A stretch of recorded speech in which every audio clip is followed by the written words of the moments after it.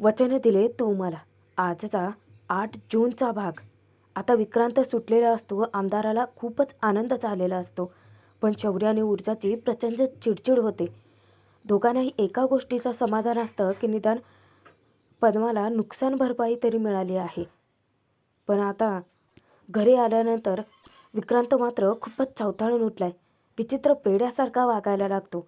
त्यावेळेलाच 2 दिवस जेलमध्ये राहावं लागलं म्हणून तो हर्षवर्धनवरतीच भडकलेला असतो. आणि आमदार त्याचं म्हणजे असं झालं की उलटा चोर कोतवाल खोताटे. आता एवढी हर्षवर्धनने मदत केली आणि तो उलट विक्रांत जेलमध्ये गेला याचं खापर त्याच्या डोक्यावरती फोडतोय. आणि त्या हर्षवर्धनला आता मी धडा शिकवेन असा त्याने विडाही उचललाय.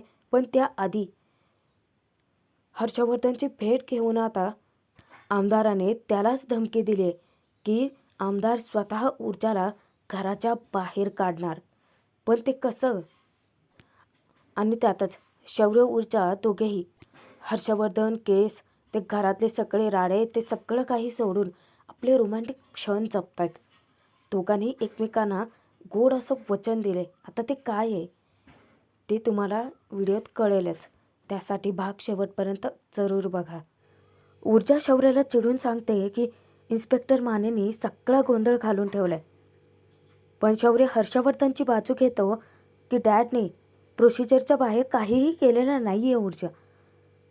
ऊर्जा त्याला सांगते की एक्झॅक्टली शौर्य, त्यांना ना सगळे बारकावे माहीत आहेत. हर्षवर्धन जहागीरदारांनी याचाच वापर करून अनेक गुन्हेगारांना आत्तापर्यंत सोडवले. त्यावर शौर्य चिडून सांगतो की ऊर्जा, या सगळ्यांमध्ये चूक ना ते इन्स्पेक्टर मानेंची आहे. इन्व्हेस्टिगेशन करण्यासाठी 2 दिवस दिले होते ना, पण ते 2 दिवस चक्क त्यांनी वाया घालवलेत. ऊर्जा सांगते की अगदी बरोबर आहे. आता हर्षवर्धन जहागीरदारांनी इन्स्पेक्टर मानेंना फॉर्मॅलिटीचा भाग म्हणून काही प्रश्न विचारले का, असा प्रश्न विचारल्यानंतर ना त्यांनी उत्तर दिलं की हो, विक्रांतला मी सगळे प्रश्न विचारले आहेत. बरं, त्यांनी विक्रांतला विचारलं की तू सगळ्या प्रश्नांची नीट उत्तरं दिली आहेत? तर तोही म्हणाला की हो, मी सगळ्या प्रश्नांची उत्तरं नीट दिली आहेत. त्यानंतर हर्षवर्धन जहागीरदारांनी सब इन्स्पेक्टर मानेंकडून खात्री करून घेण्यासाठी पुन्हा विचारलं की इन्व्हेस्टिगेशनमध्ये असलेले सगळे प्रश्न फॉर्मॅलिटी म्हणून तुम्ही विचारले आहेत का? त्यावर मानेंचं उत्तर हो असंच होतं. आता मग हर्षवर्धन जहागीरदार म्हणणार ना, जर इन्व्हेस्टिगेशन झालं आहे तर मग माझा असेल तुम्हाला कस्टडीमध्ये कशाला पाहिजे, काढा त्याला बाहेर. शौर्यसुद्धा प्रचंड भडकतो. तो सांगतो की अगं पण ऊर्जा, इन्स्पेक्टर मानेंनी स्पष्ट डॅडला सांगायला हवं होतं ना की काही इन्व्हेस्टिगेशन अजून बाकी आहे, तुम्ही असं या शेलाला तुमच्या घेऊन जाऊ शकत नाही. तेव्हाच ऊर्जा शौर्याला सांगते की तेच बरोबर आहे ना, नाही म्हणजे इन्स्पेक्टर मानेंनी स्पष्ट सांगायला हवं होतं रोखठोकपणे की विक्रांत शिर्केला तुम्ही असं सहजासहजी घेऊन जाऊ शकत नाहीत. काहीतरी ठोस कारण त्यांनी द्यायला हवं होतं. इकडे विक्रांत आनंदाने हसू हसू सांगत असतो आमदाराला की तो इन्स्पेक्टर माने इतकी गुळमुळीत उत्तरं देत होता ना, आणि त्यात अंकलला त्याने समोर पाहिल्यानंतर तर त्याच्या तोंडून शब्दच फुटत नव्हते. म्हणजे ना, मी जेलमध्ये का राहायला हवं याचं ठोस कारणच त्याला देता येत नव्हतं. ऊर्जा इकडे शौर्याला सांगते की मी जेव्हा इन्स्पेक्टर मानेंना सगळं काही विचारलं ना, तेव्हा त्यांनी मला सांगितलं की हर्षवर्धन जहागीरदाराने त्यांच्या डोक्यावर सिनियर ऑफिसर आणून बसवला. तेव्हा शौर्य सांगतो की आणि नेहमीप्रमाणे डॅडने आधीच त्याच्यासोबत सेटिंग लावून ठेवली असणार आहे. ऊर्जा सांगते की माने पण हेच म्हणाले की मी फक्त तिथे काही फॉर्मॅलिटी म्हणूनच होतो, अथॉरिटी तर माझ्याकडे नव्हतीच ना. शौर्य ऊर्जाला विचारतो की पण पद्माला जे नुकसान भरपाई मिळणार होती ते पैसे तर मिळालेत का? इकडे हर्षवर्धन आमदाराला सांगतो की पद्माला तिचे पैसे मी देऊन टाकले आहेत. या गरीब लोकांना फक्त पैसाच हवा असतो आमदार साहेब. तुम्ही टाकलेली माझ्यावरती एक जबाबदारी मी पार पाडली आहे. घ्या, आला तुमचा मुलगा परत. विक्रांतची पाठ थोपटत आता आमदार हात जोडून हर्षवर्धनचे आभार मानतो की आला. वकील साहेब, खरंच तुमचे मनापासून आभार. विक्रांतला तो विचारतो की काय हे विक्रांत, अरे किती काळा पडलायस, त्यात डोळे पण किती खोल गेलेत तुझे. विक्रांत त्याला सांगतो की काय पप्पा, अहो गेले 2-3 दिवस मी अजिबात झोपलो नाही आहे तिथे. आमदारही सांगतो की मला पण डोळ्याला डोळा लागत नव्हता. बरं चल, आपण आता घरी जाऊयात. तुझी आई रडून रडून अगदी अर्धी झाली. आमदार हर्षवर्धनला विचारतो की पण आता पुढचा आराखडा आखायला हवा. हर्षवर्धन सांगतो की भेटू परत. त्यानंतर आमदार आणि विक्रांत दोघेही तेथून निघून जातात. इकडे घरी विजया फोनवरती बोलत येते. तिचं आजीकडे काम असतं. पण स्वतःच आजी समोरून आल्यानंतर विजया सांगते की आईसाहेब मी तुमच्याकडेच येत होते. ते माशेर कलांची रिटायरमेंटची पार्टी आहे ना, तर आपल्याला आता क्लबमध्ये जावं लागणार आहे संध्याकाळी. तर मी म्हणत होते पण विजया पुढे काही बोलणार त्याआधीच आजी तिला सांगते की अगं विजया, माझा ना तुझ्यावरती पूर्ण विश्वास आहे. अगं तुझ्यावरती टाकलेली सगळी जबाबदारी तू व्यवस्थित पार पाडतेस. अगं म्हणूनच तर शौर्य आणि ऊर्जाच्या देवदर्शनाची जबाबदारी तुला दिली होती ना, त्याची तयारी कुठपर्यंत आली? नाही म्हणजे सगळं तूच ठरवणार होतीस. विजया म्हणते की हो ठरवते. आजी सांगते की मग हो, मला खात्री आहे की तू सगळं व्यवस्थितच ठरवशील आणि पारही पाडशील. अगं म्हणूनच तर मी शौर्य आणि ऊर्जाला आज शुभदिवसांची यादी दिली. विजया विचारते की यादी? आजी सांगते की हो, अगं या महिन्यातल्या शुभदिवसाची यादी दिली आहे मी त्यांच्याकडे. त्यांच्या सोयीनुसार ते तारखा ठरवतील. काय आहे विजया, आता देवदर्शन उगाचच लांबणीवर टाकायला नको. इतक्यातच तिथे दिव्या हजर होते. आजी तिला सांगत असते की आता ऊर्जाचं दिव्याच्या रूममध्ये असं राहणं बरोबर वाटत नाही. पण विजया पुढे काही बोलणार तर आजी सांगते की हो विजया, मला माहिती आहे की सगळं तूच ठरवणार होतीस आणि तूच ठरवणार आहेस. मी फक्त शुभदिवसांची यादी दिली. आता जायचं कधी वगैरे ते सगळं आता तू ठरव. आणि त्या निघून जातात. पण विजया मनातच खूपच चिडते. इथे मी त्या मुलीला घराबाहेर काढायचा विचार करते आणि यांना देवदर्शन कसलं सुचतंय. आता दिव्याला तिथे चोंबडेपणा करायचा असतो ना. तिला खरं तर खोदून माहिती काढायची असते की हर्षवर्धन आणि विजयाचा ऊर्जाच्या बाबतीत नक्की काय प्लॅन ठरलाय. म्हणूनच ती विजयाला भानावर आणून विचारते की तुम्ही खरंच ऊर्जा आणि शौर्याचं देवदर्शन प्लॅन करताय? म्हणजे तुम्हाला खरंच असं वाटतंय का शौर्य आणि ऊर्जाने एकत्र राहावं? ऊर्जाच्या विरोधात काही प्लॅन तर नाही आहे ना तुमचा आणि बाबांचा? डायरेक्ट दिव्याने मुद्द्यालाच हात घातलाय. तेव्हा विजया तिच्यावरती चिडते की काहीही प्लॅन वगैरे नाही आहे आणि ती चिडून निघून जाते. पण तिचं असं रिॲक्ट करणंच म्हणजे दिव्याला 100% खात्रीच पडते की नक्कीच कुठेतरी पाणी मुरतंय. यांचं नक्कीच काहीतरी प्लॅनिंग चालूच आहे. इकडे ऊर्जा शौर्याला सांगत असते की हे बघ, पद्मा माझ्याशी नाही काही बोलली, पण आईशी खरंच बरंच काही बोलली आहे. सर्वात आधी तर मला तिथला नुकसान भरपाईचे पैसे मिळवून द्यायचे आहेत. तुला माहिती आहे शौर्य की पद्माने गेले 4 महिन्याचं घराचं भाडं भरलेलं नाही आहे आणि आजीच्या औषधासाठी, बंटीच्या शिक्षणासाठी तिने कुठून तरी उधारीने पैसे घेतलेत. शौर्यला खूपच टेन्शन येतं आणि तो विचार करतो की काय वेडी आहे का ती मुलगी? मी त्याला किती वेळा तरी सांगितलं होतं की जर काही अडचण असेल, गरज लागली तर मला बोल, मला सांग. ऊर्जा म्हणते की पण आता बरंच झालं ना तिला नुकसान भरपाईचे पैसे मिळत आहेत, त्यामुळे तिला आधारच होईल. पण शौर्य आता ऊर्जाला सुचवतो की ऊर्जा, आपण तिला इतकी एकदम रक्कम नको द्यायला. अगं म्हणजे इतकी एकदम रक्कम दिली तर ती कशी मॅनेज करणार आहे, कसं सांभाळणार आहे?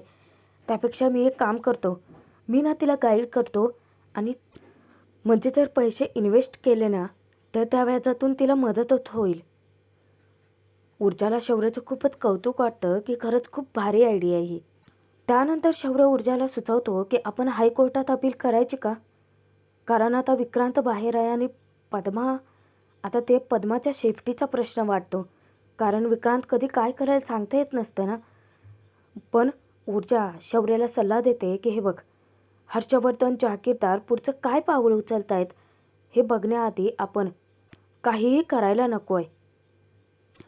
शौर्य म्हणतो की अगं पण हायकोर्टासाठी डॅड प्रिपेअर्ड नसतीलच ना, मग उलट आपल्यासाठी हे चांगलं पाऊल असेल. पण ऊर्जा सांगते की नाही शौर्य, पुढे हर्षवर्धन जहागीरदारांची नक्की काय खेळ आहे ती मला बघायची आहे. कारण आता ही लढाई फक्त कोर्टाच्या आतली नाही तर कोर्टाच्या बाहेरची सुद्धा झाली. आणि हर्षवर्धन जहागीरदार या लढाईत मी त्यांना कधीही जिंकू देणार नाही. ऊर्जाने ठाम निर्धारच केलेला असतो. इकडे विक्रांत घरी आलेला असतो. त्याची आई सुवर्णा त्याला कौतुकाने ओवाळत असते आणि विक्रांतला डोळ्यासमोर पाहिल्यानंतर तिचा ऊर भरून येतो. आता विक्रांत चिडचिड करतो की मम्मा बस ना गा आता, किती वेळ असं ओवाळणार आहेस, मला शांत निवांत बसायचं आहे. तेव्हा आमदार आता त्याला घरात घेऊन जातो आणि विक्रांत सोफ्यावरती आपलं अंग टाकून देतो. त्याला इतकं बरं वाटत असतं घरी आल्यानंतर. आता सुवर्णा विक्रांतच्या आवडीचं जेवण बनवायचं ठरवते. त्यातच अर्पिताला इतका आनंद झालेला असतो की ती म्हणते की चल मम्मा, विकी आलाय ना, आपण त्याच्यासाठी गोड काहीतरी खायला बनवूयात. मला खरंच खूप आनंद झाला आहे की तो परत आलाय. विक्रांत विचारतो की काय, मी परत आलोय म्हणून तुला आनंद झालाय? तेव्हा अर्पिता सांगते की हो, कारण आता तुझा आणि तीर्थाचंही लग्न होणार, मग माझा आणि शौर्याचं पण लग्न होणार, मग त्यानंतर सगळं सुरळीत होणार, हो की नाही पप्पा? आमदार फक्त तिच्या होला हो करतो. विक्रांत विचारतो की अजूनही तिकडेच आहे ती? त्यापेक्षा ना हिलाच टाका जेलमध्ये, निदान डोकं तरी ठिकाणावर येईल. आमदार आता त्याला ओरडतो की गप्प बस, काहीही फालतू बोलू नकोस. अर्पिताला तो सांगतो की तुम्ही जा जा. त्यानंतर विक्रांतला तिथे कोर्टात काय काय घडलं, ऊर्जाने कसं शिताफीने त्याच्या तोंडून गुन्हा वधवून घेतला, त्याने पद्मासोबत काय कानेरडं कृत्य केलं ते सगळं त्याच्याच तोंडून वधवून घेतलं. त्यानंतर आता कोर्टाने त्याला शिक्षा सुनावली होती कस्टडीची. हे सगळं सगळं विक्रांतला आठवतं आणि तो इतका संतापलेला असतो, इतका पॅनिक होतो, त्याचा वरचा श्वास वर आणि खालचा खाली होतो. त्याची ती अवस्था पाहिल्यानंतर आमदाराच्या काळजाचं नुसतं पाणी पाणी होतं. विक्रांत तिथे चिडचिड करायला लागतो की मला मला असं ना मोठ्याने असं ओरडावंसं वाटतंय, मला ना असं काहीतरी फोडावंसं वाटतंय. त्या 2 दिवस होतो त्या खाणीत मी, 2 दिवस जेलमध्ये होतो मी. कसलं ते घाणेरडं वास, ती कसली फालतूची लोकं, 10x10च्या खोलीमध्ये झोपलोसुद्धा नाही आहे मी. अहो तुम्हाला साधा पंखासुद्धा अरेंज करता आला नाही माझ्यासाठी आणि तिकडचं ते तसं फालतू जेवण, की बेकार जेवण होतं ते.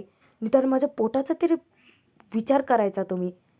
विक्रांत आता सगळी भडास काढतो, पण आमदार त्याला समजावतो की हे बघ शांत होतो आधी, तुला स्पेशल ट्रीटमेंट देता येत नव्हती, कारण डोळ्यावरती बाकीच्यांच्या काही येईल असं आपण काहीही करू शकत नव्हतो. आता विक्रांत चवताळून विचारतो की कोणाचं डोकं होतं हे? त्या हर्षवर्धन जहागीरदारचं ना? त्याला ना पप्पा बघाच तुम्ही, मी अजिबात सोडणार नाही.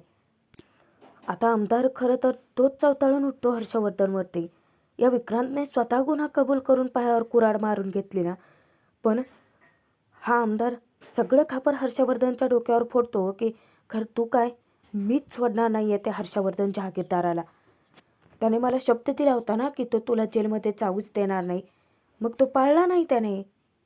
त्यावर विक्रांत म्हणतो की पप्पा, मला तर वाटलं होतं की तुम्ही तर हा विषयच सोडून द्याल, पण तुम्ही तर आता त्याला धडा शिकवण्याची भाषा करताय. गेले 2 दिवस माझ्या मुलाला चक्क जेलमध्ये राहावं लागलं. हे सगळं हर्षवर्धन जहागीरदारमुळेच झालं आहे.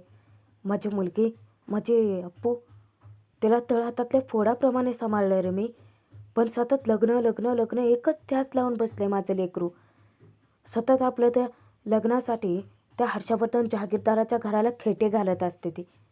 वेड्यासारखं वागायला लागलं आहे माझं लेकरू.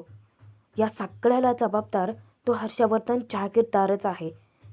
हर्षवर्धन जहागीरदार, आता तुला कळेलच की दिग्विजय शिर्के काय चीज आहे ते. म्हणजे यालाच म्हणायचं चोराच्या उलट्या बोंबा. इकडे ऊर्जाने आता पद्माला तिचे नुकसान भरपाईचे पैसे दिलेले असतात. तेव्हा पद्मा खूपच खुश होते, पण ऊर्जाला एका गोष्टीची खंत असते की विक्रांत जेलबाहेर पडायला नको होता. त्यातच पद्मा आता जी रक्कम तिला मिळाली आहे ती ऊर्जाला देऊ करते. ऊर्जा विचारते की हे कशासाठी? तेव्हा पद्मा तिचे आभार मानते. खरं तर पद्मा तिची ऋणी असते की ऊर्जाने 1 रुपयाही फी न घेता तिच्यासाठी धोका पत्करला, इतकी मोठी रिस्क घेतली, केस लढली आणि गुन्हेगाराला शिक्षासुद्धा केली. अर्थात ऊर्जाने पद्मासाठी खूप काही केलेलं असतं, पण आता ऊर्जा तिला तटावते की स्वतःला काही जास्त शहाणी समजतेस का तू? हे सगळं असं बोलून किती परक करतेस तू मला? आणि पद्मा, आपल्यामध्ये कधीपासून पैसे यायला लागले का? मला माहिती आहे, माझ्याजवळ तू काहीही बोलत नसलीस ना, तरी आईपाशी सगळं काही सांगितलंयस तू. पद्मा, अगं खरं तर मी तुझे आभार मानायला पाहिजेत, कारण तू मला इतकी मोठी साथ दिलीस. तूच जर परत फिरली असतीस तर मी ही केसच लढू शकले नसते अगं. आता दोघेही क्रेडिट एकमेकींनाच देतात हा. इकडे विक्रांत आता पुन्हा लग्नाचं तुत्तुरं घेऊन बसतो आणि आमदार शिर्के तोही फुशारक्या मारत सांगतो की होणार, तुझं तीर्थाची आणि अर्पिताचं शौर्यशीच लग्न होणार. पण सगळ्यात आधी मी असं काहीतरी करणार की त्या जहागीरदारांनी ऊर्जा शिंदेला फरफटत घराबाहेर फेकलं पाहिजे. माझ्यासोबत इतकं सगळं अघटित घडलं आणि त्या अघटितूनच मी खूप काही शिकलोय. एक आमदार म्हणून नाही तर आता एक बाप म्हणून मी काय करू शकतो हे हर्षवर्धन जहागीरदाराला मी दाखवून देईल. आता विक्रांत तिथे विचारतो की पण पप्पा, असे उघड उघड दुश्मनी घेतली तर ते अर्पिता आणि माझं लग्न त्यांच्या मुलांशी होऊच देणार नाहीत, करूनच देणार नाहीत. त्यावर आता आमदार विकृत हसायला लागतो आणि विक्रांतला सांगतो की बच्चा आहेस तू अजून.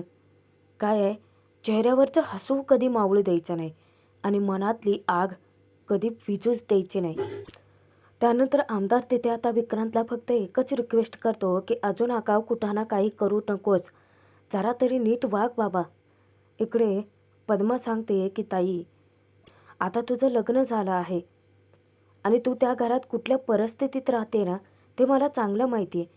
विजयाबाई साहेबांना एखादी व्यक्ती नाही आवडली तर त्याच्यासोबत त्या कशा वागतात हे सुद्धा मला माहिती आहे, कारण मी काम केलं आहे तिकडे. आणि तशा परिस्थितीत माझं आणि कुठं टेन्शन देऊ तुला. पण ऊर्जा म्हणते की हां, मला नाही सांगितलंस, पण आईला सगळंच सांगितलं. पण एक गोष्ट लक्षात ठेवा पद्मा, मी आणि आई सगळ्या गोष्टी शेअर करतो हां एकमेकींशी. त्यामुळे तुझं कुठलंच सिक्रेट लपून राहणार नाही आहे. बरं, आधी एक काम कर, हे पैसे जे आहेत ते बँकेत टाक. त्यानंतर शौर्य तुला कळवेलच की हे पैसे कुठे आणि कसे इन्व्हेस्ट करायचेत. पद्मा थोडीशी हळवी होते. खरं तर ऊर्जाचे पुन्हा आभारच मानते की ताई, किती करताय तुम्ही माझ्यासाठी अगं. पण ती आता घाबरते की ताई, तो विक्रांत आता सुटलाय, त्याने पुन्हा काही केलं तर. पण ऊर्जा सांगते की पद्मा, घाबरून जाऊ नकोस, या केसचं इन्व्हेस्टिगेशन अजूनही चालू आहे. जर त्याने तुझ्यासोबत काही करण्याचा प्रयत्न केला तर मग त्याची केस खराब होऊ शकते. ऊर्जा पद्माचा हात हातात घेत तिला वचन देते की मी तुला काहीही होऊ देणार नाही, विश्वास ठेव माझ्यावरती. पद्माचा विश्वास आहे ऊर्जावरती आणि ती खूपच खुश होऊन जाते, कारण ऊर्जाचा या साथ देण्यामुळे तर तिला इतकं बळ मिळालं आहे. आणि प्रेक्षकांनो, आजचा भाग इथेच संपतोय. पुढील भागात बघूयात की आमदार आणि हर्षवर्धन दोघेही बोलत असताना आमदार हर्षवर्धनलाच धमकी देतो की जर तुम्ही त्या ऊर्जा शिंदेला स्वतः बाहेर काढू नाही शकले तर मी स्वतः ते काम करेन. हर्षवर्धनला आता मोठा धक्का बसलाय आणि त्यातच शौर्य ऊर्जा दोघेही बाहेर फिरायला गेलेत. दोघेही आईस्क्रीम खातात, एन्जॉय करतात.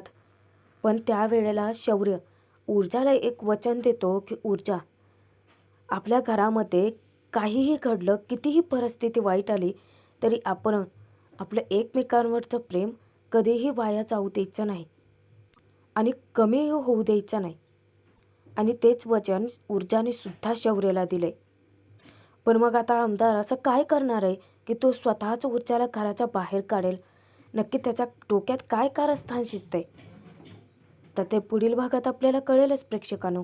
त्यासाठी सबस्क्राईब करून ठेवा, जेणेकरून पुढचे भाग तुम्हाला व्यवस्थित मिळतील.